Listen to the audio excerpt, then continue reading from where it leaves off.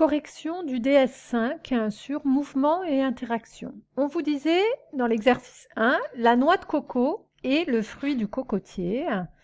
Elle pousse en grappe au sommet de l'arbre qui peut parfois atteindre 20 mètres de haut. On vous représente ici 3 situations. La première, la noix de coco est encore accrochée à l'arbre. Dans la deuxième, elle est en train de tomber. Et dans la troisième, elle est arrivée au sol. On vous demandait d'indiquer les objets qui sont en interaction avec la noix de coco dans chacune des situations. Donc, dans la situation 1, on voit que la noix de coco, situation 1, la noix de coco, elle est accrochée à l'arbre, donc elle est en interaction avec l'arbre. Donc, la noix de coco est en interaction avec l'arbre qui la retient. Et justement, il la retient parce que s'il n'y avait pas l'arbre, la noix de coco tomberait parce qu'elle est aussi en interaction avec la terre qui la tire vers le bas. Dans la deuxième situation, la noix de coco est en train de tomber, donc elle est juste attirée vers la terre. Elle est uniquement en interaction avec la terre. Avec la terre. Et dans le troisième cas, dans la situation numéro 3, la noix de coco qui est en interaction toujours avec la terre, qui fait qu'elle est toujours attirée vers le sol, et ce qui l'empêche justement de s'enfoncer dans le sol, eh bien, c'est le sable, donc qui la retient.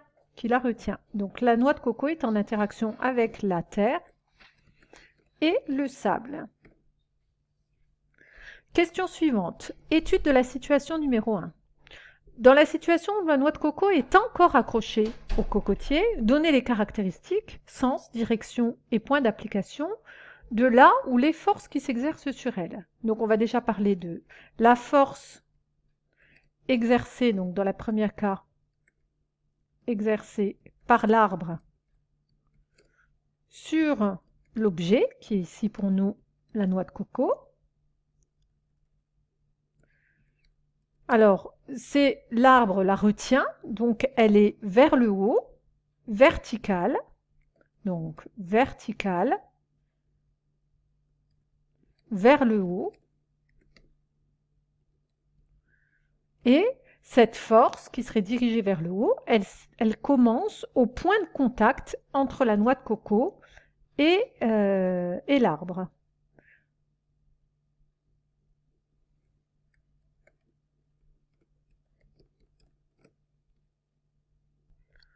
Ensuite, force cette fois qui est exercée par la terre sur la noix de coco, donc elle est verticale, dirigée vers le bas, et c'est une force à distance. Ensuite, en troisième question, on faisait l'étude de la situation numéro 2, c'est la même question.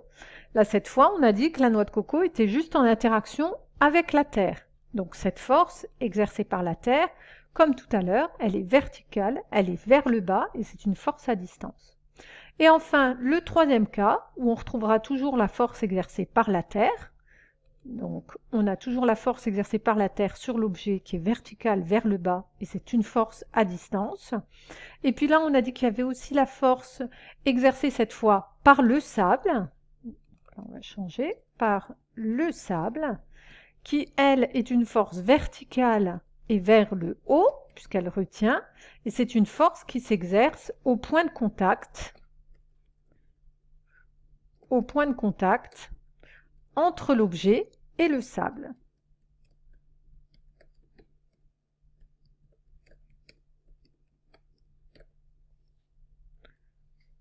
Allez, on passe à l'exercice 2. On vous disait, lors du lancer de marteau, l'athlète tourne sur elle-même en tenant le marteau afin d'augmenter sa vitesse de rotation. Après plusieurs tours, elle lâche le marteau qui s'élève avant de retomber. On étudie le mouvement du marteau quand l'athlète le fait tourner. Dans quel référentiel le marteau est en mouvement? Alors, pour un observateur qui est tout simplement sur la surface de la Terre, il voit bien que ça tourne. Donc le référentiel, c'est un référentiel lié au sol. On peut appeler ça aussi un référentiel terrestre.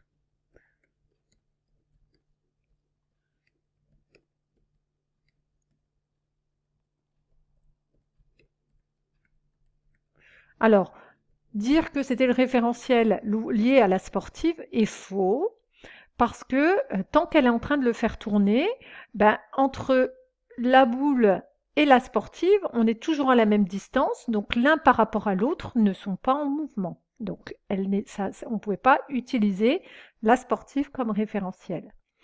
On vous demande de décrire la trajectoire dans ce référentiel. Quand elle est en train de le faire tourner, ben, c'est une trajectoire circulaire.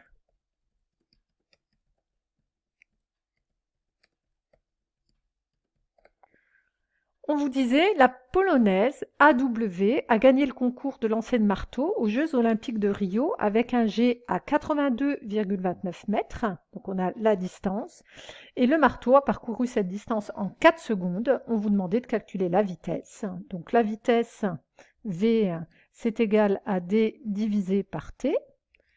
Donc la distance, on avait 82,29 sont des mètres, divisé par 4, et ce sont des secondes. Donc on aura un résultat qui va s'exprimer en mètres par seconde. Et on trouvait 20,57 mètres par seconde. On pouvait arrondir le résultat à 20 mètres par seconde.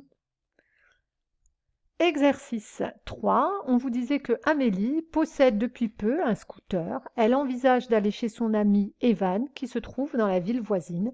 Et le graphique ci-dessous permet de connaître sa vitesse au cours de son trajet. À quelle vitesse allait-elle à l'instant t égale à 3 secondes? Donc là, c'est une lecture du graphique. L'axe des abscisses, c'est le temps. À 3 secondes, elle allait à une vitesse v de 10 mètres par seconde. Ensuite, attribuer un adjectif suivant à chaque portion de courbe, uniforme, ralenti, accéléré, justifier chacune des réponses. Alors, entre 0 et 3, la portion A, la vitesse augmente, le mouvement accéléré. En B, la vitesse est constante, le mouvement est uniforme. En C, c'est comme A, accéléré. En D, c'est comme B, uniforme. Et en E, la vitesse diminue, donc le mouvement est ralenti. Donc on fait bien attention. Vitesse, on décrit avec les termes augmente, constante et diminue. Et mouvement, on décrit avec les termes accéléré, uniforme et ralenti. Question 3. Quelle distance a-t-elle parcouru à la vitesse v égale à 20 mètres par seconde? Donc, on regardait, le graphique, c'est une lecture de graphique. On voit qu'à la vitesse de 20 mètres par seconde, elle a été à cette vitesse entre 10 et 14 secondes. Donc, on sait qu'elle a été à 20 mètres par seconde pendant 4 secondes. Donc, on connaît la durée, t est égal à 4 secondes, mais ce n'est pas ce qui est demandé ici. Ici, on vous demande D. En sachant qu'on connaît la vitesse, V est égal à 20 mètres par seconde. Et ce qu'on vous demande, c'est D. Donc, d'après la formule, V est égal à D sur T. Ça signifie aussi que D est égal à V fois T. On remplace par les valeurs. 20 multiplié, donc c'est des mètres par seconde, donc le temps en secondes aussi, très bien, ce qui nous donne 80 mètres. Amélie a-t-elle dépassé les limitations de vitesse, sachant que son trajet s'est déroulé exclusivement en agglomération, donc limité à 50 km par heure. Donc sa vitesse la plus élevée, c'est 20 mètres par seconde. Donc au maximum, elle a roulé à 20 mètres par seconde, qu'on va convertir en kilomètres par heure. Donc on avait noté dans le cours que pour passer des mètres par seconde à des kilomètres par heure, il faut multiplier par 3,6. Donc ce qui nous donnait un résultat de 72 km par heure. Donc oui, elle a dépassé la limitation de vitesse. Et on va passer au dernier exercice.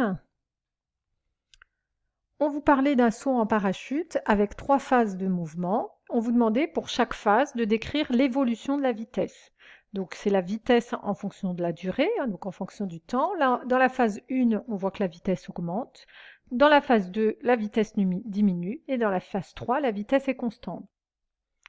Ensuite, on vous disait pour chaque phase de décrire le mouvement. Donc les termes augmente, diminue, constant, ça c'est pour la vitesse. Maintenant, il faut décrire le mouvement avec les termes accéléré, ralenti, uniforme. Donc quand la vitesse augmente, le mouvement est accéléré. En phase 2, le mouvement est ralenti. Et en phase 3, le mouvement est uniforme. En troisième question, on vous disait pour chacune des phases, on a représenté les forces exercées sur le parachutiste muni de son parachute. Donc on va compléter pour chaque flèche les phrases. Donc dans le premier cas, on voit que la flèche orange tire vers le bas, que ce soit dans l'image A, la B ou la C. Donc on sait que le parachutiste est attiré par la terre. Donc la flèche orange représente la force exercée par la terre sur le parachutiste. Maintenant, on voit qu'il y a également une flèche dans l'autre sens, quelque chose qui retient le parachutiste, alors qu'il le retient un petit peu dans l'image A, et puis quand le parachute est ouvert, qu'il le retient un peu plus dans les images B et C, c'est quoi qui peut bien retenir quand le parachute s'ouvre, par exemple, ou en réalité même quand le parachute est fermé, mais beaucoup plus faiblement, eh bien c'est l'air. L'air va exercer une force sur le parachutiste. En question 3B, il fallait attribuer chacune des modélisations ABC à chacune des phases de la chute. Là, le parachute est fermé, donc il va très vite, le parachutiste. D'ailleurs, on voit bien la flèche orange est plus grande que la flèche jaune, donc il est beaucoup plus attiré vers le sol que retenu. Donc là, sa vitesse augmente. Donc, dans le cas A, ça correspondait à la phase 1. Dans la deuxième image, on voit que la force exercée par la Terre, cette flèche-là, orange, elle a la même taille que la flèche exercée par l'air. Donc, ni il est tiré vers le bas, ni il est retenu. Donc ici, ça va être un mouvement qui va être tout le long le même. Il n'est pas en train d'accélérer ni de ralentir. C'est le mouvement uniforme. Donc la phase B correspondait à la phase 3. Et puis dans l'image C, on voit que la force exercée par l'air est plus importante que la force exercée par la Terre. Donc il est plus retenu qu'il ne tombe. Donc il est en train de ralentir. Donc cette phase C, elle correspondait à la phase 2.